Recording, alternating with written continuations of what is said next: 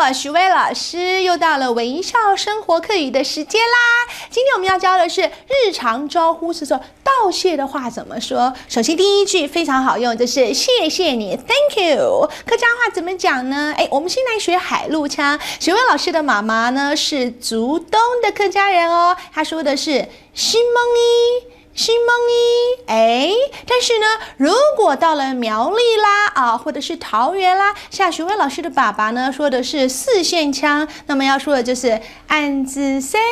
安子 say 都是谢谢你的意思哦。像我了，就要对着我妈妈说新梦伊，对着我爸爸说安子 say，两个腔调不一样，而且都是谢谢的意思哦。再来，我们学一句话呢，是指说回头见咯，下回再来玩咯。通常是你的朋友造访你之后要离开的时候，你对他说的话怎么说呢？张来了。张来了，那个了，其实在客家话就是玩耍的意思。张来了就是指再来玩哦，希望你以后下次要再来哦。很多人都以为说他正好来到你这边玩耍，所以呢，当你的客家朋友来造访你的时候，千万别他一进门你就对他说张来了，那个他以为你要赶走他，知道吗？所以记得了，张来了，张来了是指客人要离开的时候跟他说再来玩哦。还有一句话也很好用，就是不用客气，不用客气，怎么说呢？是生意，是生意，是就是不用的意思。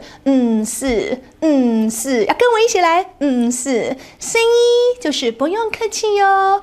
是生意，说得很好。还有一句话应该的，这是我应该做的。我应懂而做诶，我就是我，我应懂就是应该，我应懂而做诶，应可喜相逢。来，我们要知恩图报啊。那像这样子的说法，客家话呢是指吃人一口饭，还你一斗米哦。这么说的哦，生人一口，还人一斗。生人一口，还人一斗。生人一口不是指把你咬一口哦，不是是吃你一口饭的意思。还你还人一斗米，刚好很像英文的这句话。Kindness is always returned tenfold. Kindness 善意 is always returned 回去的时候 tenfold 就是折10遍，就是10倍的意思。欢迎了吗？今天就学到这里咯。接下来呢，我们要来复习一下咯。来，嘴巴张开来，接着许巍老师来跟我念新梦伊安子 say 张来了是生意，应懂我应懂做生人一口，还人一斗。还有英文哦。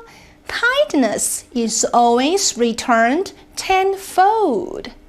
Kindness is always returned tenfold. 哇，好棒哦，好有成就感哦！下次跟着许巍老师再来学实用的客家话喽，拜拜。